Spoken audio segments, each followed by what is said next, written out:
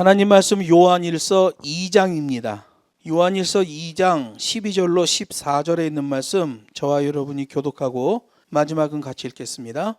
자녀들아, 내가 너희에게 쓰는 것은 너희 죄가 그의 이름으로 말미암아 사함을 얻음이요, 아비들아, 내가 너희에게 쓰는 것은 너희가 태초부터 계신 이를 알미요, 청년들아, 내가 너희에게 쓰는 것은 너희가 악한 자를 이기었음이니라. 같이 하겠습니다. 아이들아, 내가 너희에게 쓴 것은 너희가 아버지를 알았으며, 아비들아, 내가 너희에게 쓴 것은 너희가 태초부터 계신 이를 알았으며, 청년들아, 내가 너희에게 쓴 것은 너희가 강하고 하나님의 말씀이 너희 속에 거하시고 너희가 흉악한 자를 이기었음이라.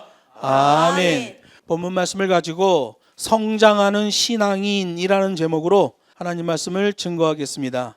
오늘 본문에 나오는 내용은 이 시대의 말로 하면 리더십에 대한 얘기예요.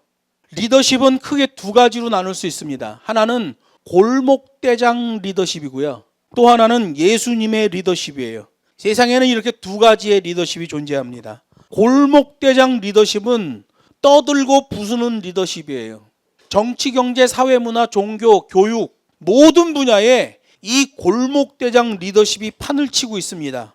떠들고 부서대는 리더십이에요. 저마다 자기가 최고인 줄로 알아요. 그래서 결과물이 패망입니다. 골목대장 리더십은 패망이 결과물이에요. 예수님의 리더십은 세우고 살리는 리더십이에요. 제일 낮고 천한 위치에 자기를 놓습니다. 그래서 권세로 나와지는 거예요. 골목대장 리더십은 패망이요, 예수님의 리더십은 권세로 나와지는 거예요. 그래서 복음을 든 자들에게서 나와지는 권세가 세우고 살리는 권세예요. 예수님의 권세가 그 사람에게 그대로 나타나게 되기 때문에 그래요. 우리가 예수님을 믿더라도 제대로 믿고 잘 믿어야 됩니다. 기독교 신앙의 중심은 번영주의가 아니에요. 기독교 신학의 중심은 고난을 당하시고 우리에게 새 생명을 주신 예수님, 그것이 우리 기독교 신앙의 중심이에요. 그 주님, 고난의 주님이 싱글 포커스가 되어 있어야 돼요. 그렇지 않으면 고난의 주님이 싱글 포커스가 되지 않은 기독교 신앙은 아무것도 아니다.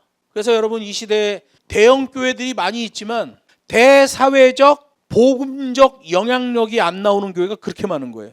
교회 담벼락 안에서 자기네끼리 잘 먹고 잘 살고 즐겁고 좋은 거예요. 교회 담벼락 바깥으로는 복음적 영향력이 안 나와지는 교회들이 그렇게 많은 거예요. 왜 그럴까요? 고난의 주님에게 싱글 포커스가 되지 않았기 때문에 그래요. 오늘 본문에 보면 젊을 때, 중년의 때, 노년의 때에 대한 얘기를 합니다. 젊을 때는 대부분 사람들이 거대한 포부를 가지고 있어요. 피가 막 끓어오르죠. 온 세상이 자기 것인 줄 알아요. 그래서 젊은 목사들 보면 막 세계 선교한다고 그러고 나가는 사람들이 있어요. 중국에 있다 보니까 중국에 나오는 젊은 목사들을 만나요. 그래서 어떻게 하다가 이렇게 오셨어요? 그랬더니 하나님이 자기에게 사명을 주셔서 중국을 변화시키러 왔다는 거야. 우와, 대단하시군요. 그러니까 얼마 지나면 막 중국 선교 기도하다가 이제 중국이 얼마나 넓고 대단한 건지 알잖아요. 그러면 북경 선교로 바뀌어. 중국 선교 막 이러다가 북경 선교로 탁 바뀌어. 그러니까 북경 선교 막 이러다가 북경도 서울에 11배, 9배 막 이러잖아요. 넓게 보면 11배예요. 좁게 잡아도 9배 크기예요, 서울에. 북경도 어마어마하다는 걸 알게 돼. 그리고 한 5년 지나면 북경 선교 기도하다가 바뀌어요. 왕징 선교로 바뀌어. 왕징. 그 선교사들이 모여 사는 동네 있잖아요. 왕징이라는 동네. 하나님이 왕징 지역을 변화시키게 하여 주시옵소서. 그래 이제 5년 정도 되면 그렇게 기도하다가 한 10년 정도 되면 이제 타성에 젖어가지고 애들도 아버지 말을 안 들어. 아버지가 목사인데 목사 취급도 안 해. 그러면 이제 기도 제목이 바뀌어. 왕징을 변화시켜 주시옵소서 막 이러다가 한 10년 되면 하나님 우리 가정이라도 변화시켜 주시옵소서 막 이래. 한 15년 된 선교사는 아주 겸손해져. 하나님 이 부족한 저만이라도 변화시켜 주시옵소서. 자녀도 자기 바깥이야. 이제 자기 능력 바깥이야. 하여간 중국에 있을 때 나오는 선교사들 보면 중국 선교를 하러 온다. 제가 여기 한국에 와서 선교단체에서 몇 번 설교했는데 막 기도 제목 내놓는데 세계 선교 막 이래. 아이고 내가 그러면 아이고 참 세계 선교 말은 좋다. 자기부터 변화되지 않으면 모든 게 다 엉터리예요. 여러분 젊을 때에는 막 피가 끓어오르잖아요. 온 세상이 자기 건 줄 알아. 뭐든 자기가 다 할 수 있을 거라고 생각해요. 근데 중년의 때가 되면 자기의 부족함을 알기 시작해요. 하는 일마다 신중에 신중을 거듭해요. 큰 프로젝트를 주면 자기 능력에 벗어난 일일 경우에는 사양할 줄도 알아요. 섣불리 결정하지 않아요. 상대방을 생각하며 말하고 상대방의 기준에서 행동을 조절해요. 중년의 때. 그러면 이제 철이 들었다라고 얘기하는 거예요. 노년의 때는 무기력한 자신을 발견하게 됩니다. 내 뜻과 내 생각으로 세상을 바꾸고 싶었고 뭐 대단한 것을 이뤄보려고 노력을 했지만 끝내 자기 자신도 제대로 변화시키지 못했다는 걸 알게 돼요. 하나님 앞에 무기력한 모습으로 서 있는 자기를 깨닫게 되는 거예요. 젊을 때 피가 끓어요. 중년 때 뭘 좀 알아요. 노년의 때는 무기력한 자기 자신을 깨닫는 거예요. 우리가 하나님을 믿고 있지만 우리는 여전히 부족하고 연약한 존재들이에요. 저마다 자기가 잘났다고 뽐내고 자랑하지만 늘 부족할 뿐이고 틈만 나면 죄를 짓는 그런 존재예요. 그래서 이 시대의 사람들은 기독교인이고 뭐고 간에 죄에 오염돼 있어요. 지난주에도 말씀드렸지만 12금 영화 그러면 12살 밑으로 보면 안 되는 영화가 아니에요. 다 안 봐야 돼요. 기독교인들은 그런 거 보면 안 되는 거예요. 세상 기준은 그렇게 얘기해도 우리 기독교인들은 성경에 있는 기준으로 살아야 되는 거예요. 왜? 세상은 악에 오염되어 있기 때문에 그래요. 오늘 본문에 보면 세 가지 호칭이 나오잖아요. 자녀, 아이들에 대한 얘기가 나오고요. 청년에 대한 얘기가 나오고 아비에 대한 얘기가 나와요. 아이 같은 신앙, 청년 같은 신앙, 어른 같은 신앙으로 자라가야 된다. 신앙 성장 단계를 말씀하잖아요. 우리가 어떤 모습으로 하나님 앞에 살아가야 되는지를 보여주는 거예요. 첫 번째는 자녀의 단계예요. 아이의 단계예요. 어린아이는 부모를 의존해야만 제대로 살 수 있는 존재예요. 젖먹이 보세요. 2시간마다 그냥 응애 막 얼마나 울어대는지 몰라요. 어린아이들은 그렇게 부모를 의존해야만 공급을 받을 수 있기 때문에 그래요. 특히 성경에 보면 고아가 나오는데 고아는 이것저것 따질 것도 없이 무조건 도와줘야 된다라고 교훈해요. 부모가 없는 고아는 자기 스스로 아무리 노력을 해도 겨우 생존할 뿐 정말로 힘든 삶을 살기 때문에 그래요. 그러므로 어린아이는 자기가 자기 자신을 의지하는 경우는 거의 없어요. 오직 부모만 붙잡고 부모를 의지하게 되는 거예요. 제가 어렸을 때 큰 누나가 시집가서 애를 낳았어요. 큰 조카죠. 남자애인데 말이 딱 트인 다음에 얼마 있다부터 엄마 나 저거 사줘. 난 처음에 그게 무슨 말인가 했어. 엄마 나 저거 사주세요. 이 말을 엄마 나 저거 사줘. 하여간 하루에 10,000번을 얘기하나 봐. 엄마 손잡고 다니면서 보이는 것마다 사달라는 거야. 엄마 나 저거 사줘. 엄마 나 저거 사줘. 아 자기가 엄마한테 뭐 돈 벌어준 적 있어? 뭐 보탬이 된 적 있어? 그냥 100% 의존적 존재잖아요. 근데도 엄마한테 뭘 갖다 줬는지 그렇게 사달라고만 얘기하는 거예요. 하나님께서 우리를 보실 때도 우리도 그런 존재예요. 우리가 하나님 앞에서 피조물이라는 걸 알고 의존적인 존재로 살아갈 때 하나님이 우리를 기뻐하시는 거예요. 아이가 오직 부모만 의지하듯이 우리도 하나님 없으면 난 아무것도 아닙니다라는 고백을 하면서 하나님을 의지해 살아야 돼요. 그게 자녀 단계의 기독교인이에요. 어린아이는 늘 실수도 하고 끊임없이 용서를 받잖아요. 아이가 뭐 하다 잘못했다 그러고 용서해 주세요 그러면 부모는 그냥 용서하는 거예요. 어렸을 땐 놀다가 그릇을 깨먹어도 엄마 잘못했어요 그러면 그냥 용서하는 거예요. 너 이 그릇이 얼마짜리인 줄 아냐? 10만 원짜리야. 10,000원당 한 대. 그래서 엎어놓고 10대 때리고 이런 거 안 한단 말이야. 얼마나 비싼 거 깨도 엄마나 용서해 주세요. 잘못했어요. 그러면 그냥 용서해 주는 거예요. 어린아이는 그냥 실수를 계속하는데 끊임없이 용서를 받는 존재예요. 우리도 실수투성이의 삶을 살지만 하나님께 용서를 구하고 새 출발을 하는 사람이에요.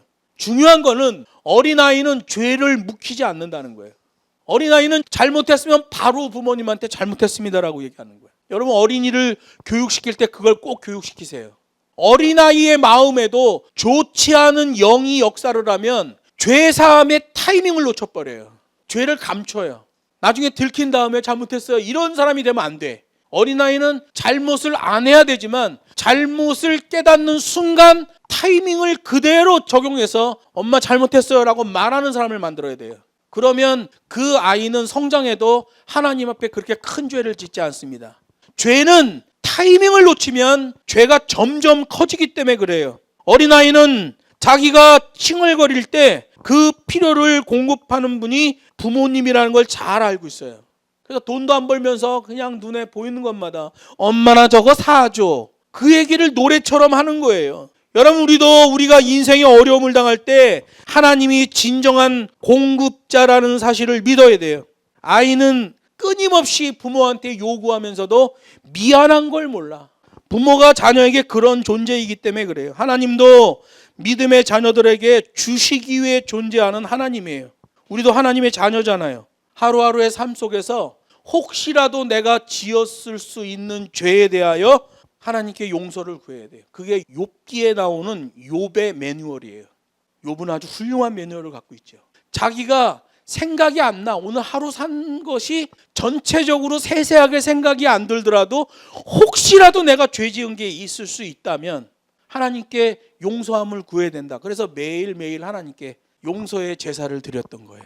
이게 욥기의 매뉴얼이에요. 그러니까 욥은 죄사함의 용서의 타이밍을 놓치질 않죠. 죄를 안 지었는데도 혹시 지었을 수도 있다라고 하나님께 제사를 드렸다는 거예요. 끊임없이 하나님을 의지하고 기도하는 것, 그게 은총을 공급받는 비결이에요. 하나님을 의지하고 붙잡는 방법은 두 가지예요. 순수해져야 돼요. 하나님의 계명 때문에 내가 손해볼 수 있는 마음이 있어야 돼요. 그냥 내 욕심을 위해서 움켜쥐려고만 하면 안 돼. 하나님의 계명 때문에 기꺼이 내가 손해를 보겠습니다 라는 순수성이 있어야 돼요. 내 욕심 때문에 하나님의 계명이 손해보는 일이 생기면 안 된단 말이에요. 하나님의 계명이 우리 기독교인 각자의 삶에서 요구하는 수준이 있잖아요. 하나님의 계명을 아는 자는 이 정도 수준으로 살아야 된다. 그런데 내 욕심을 부리는 바람에 그 수준에 이르지 못했어요. 그러면 내 욕심 때문에 하나님의 계명이 손해보는 일이 발생한 거예요.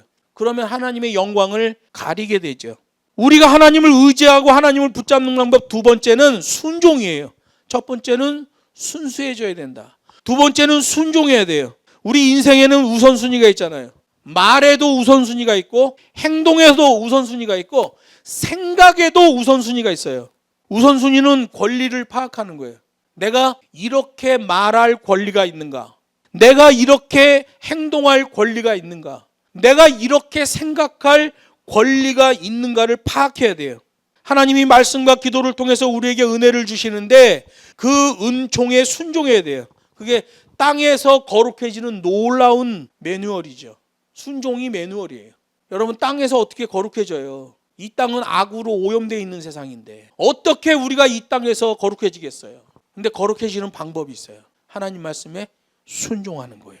자녀는 부모의 모든 것을 가지고 태어납니다. 유전자도 가지고 태어나고 체질과 성격과 생김새도 부모 것 가지고 태어나요.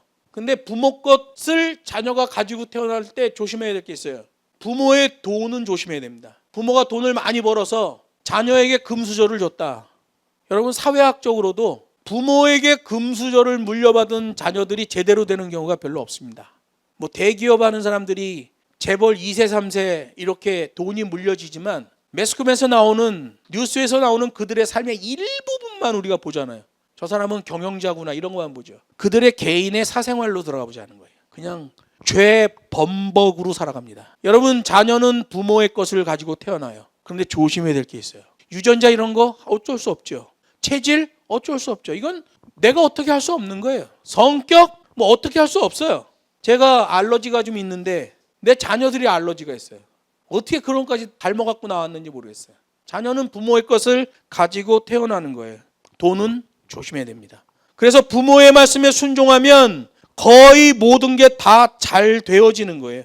윗 권세가 나에게 눈높이를 맞춰줄 때 그때 순종해야 돼요. 절대 순종해야 됩니다. 하나님이 우리의 수준에 맞춰서 독생자를 이 땅에 보내주셨어요. 우리에게 눈높이를 맞춰주셨어요. 우리에게 눈높이를 맞춰주시는 것 때문에 하나님이신 예수님이 죄인이 되셨어요. 윗 권세가 밑에 있는 자에게 눈높이를 맞춰주는 것은 무조건 순종해야 돼요. 그러면 복 받습니다. 눈높이를 맞추는 건 고된 작업이에요. 나중에 여러분이 애 낳아서 키워보세요. 애한테 눈높이를 맞춰주는 게 얼마나 힘든 작업인지 몰라요. 여러분, 우리도 영적으로 깨달아야 돼요. 나에게 눈높이를 맞춰주시는 하나님, 성경을 읽어보세요. 나한테 눈높이를 맞춰준다니까요. 아이들아 라고 말씀하시고, 청년들아 라고 말씀하시고, 아비들아 라고 말씀하셔요. 각각 다 눈높이를 맞춰서 우리에게 말씀하신단 말이에요. 어린이 때는 순수하고 순종해야 돼요. 의지하고 붙잡아야 돼요. 청년의 단계는 자기의식이 강해지고 자기 실현을 하는 시기예요. 강해지고 꿈을 실현하려면 힘들고 어려운 일을 회피하면 안 돼요. 강해지려면 어려운 일들을 맞닥뜨려야 하고 싸워 헤쳐나가야 됩니다. 자신 앞에 끝없이 나오는 자신의 정욕과도 싸워야 돼요. 죄로 가득한 이 세상에서 그리스도인으로 살아가려면 주변 환경들과도 치열하게 싸워야 돼요. 영적으로는 악한 사단마귀와 싸우고 수도 없는 갈등과 싸우고 고뇌 속에서 경험을 쌓고 서서히 그리스도인이 돼가는 거예요. 청년의 단계 때가 그런 거예요. 나 자신의 삶 속에서 영적인 전투를 제대로 하려면 하나님 앞에 있다는 기준으로 살아야 돼요. 그 기준이 분명하면 사단마귀의 유혹도 이길 수 있고 여러 악조건의 환경과 영적 싸움을 할 수 있어요. 영적 싸움이 뭐예요? 나를 느슨하게 하는 거예요. 딱 하나님의 말씀으로 뭉쳐져 있어야 되는데 나를 영적으로 무장해제시키는 게 있어요. 나를 느슨하게 하는 것, 그거 영적 싸움인 거예요. 나를 두렵게 하는 것도 영적 싸움이에요. 그래서 두 가지의 영적 싸움은 나를 느슨하게 한다, 그 다음에 나를 두렵게 한다. 이 두 가지가 영적 싸움이에요. 여러분, 싸움은 많이 할수록 강해지는 거예요. 사단과 싸우려 하지 않는 교회는 이미 사단 아래에 놓인 교회예요. 영적 싸움을 꼭 해야 돼요.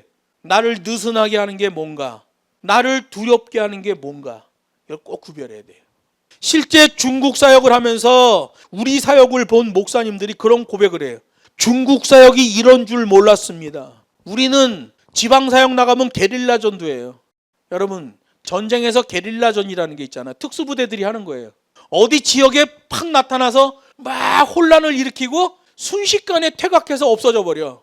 거기서 막 소동이 일어났어. 그 왜 소동이 일어난 거냐? 누가 일으킨 거냐? 조사해보면 아무것도 없어. 일은 일어났는데 원인이 없어. 벌써 피해서 나간 거야. 게릴라전이죠.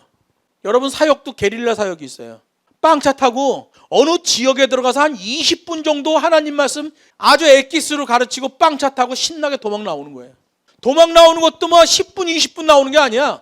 2시간, 3시간 도망 나와야 돼. 10분, 20분 사역하고 3시간 도망 나오는 거예요.